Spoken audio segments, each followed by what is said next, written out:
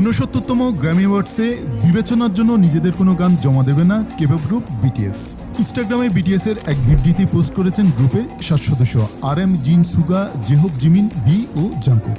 BTS বিবৃতিতে লিখেছে, এবছর গ্র্যামির জন্য গান জমা না দেওয়ার সিদ্ধান্ত নিয়েছি। আমরা আশা করি অঞ্চল বা ভাষার সীমার বাইরে গিয়ে সঙ্গীতকে তার নিজস্ব মূল্যেই শোনা ও গ্রহণ করা হবে। বিটিএস এর এই সিদ্ধান্তে বিস্মিত হয়েছেন ভক্তরা। দীর্ঘদিন ধরে গ্র্যামি স্বীকৃতি পাওয়ার চেষ্টা করে আসছে গ্রুপটি।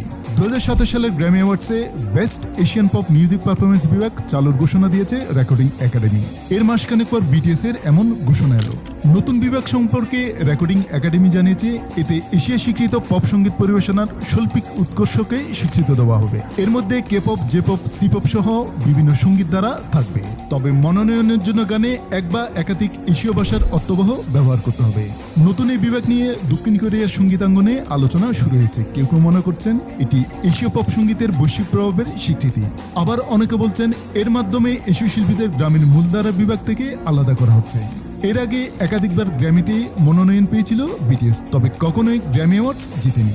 সামরিক প্রশিক্ষণ শেষে মার্চে আরিরাং অ্যালবাম প্রকাশ করেছে বিটিএস। অ্যালবামটি বেশ সাড়া ফেলেছে।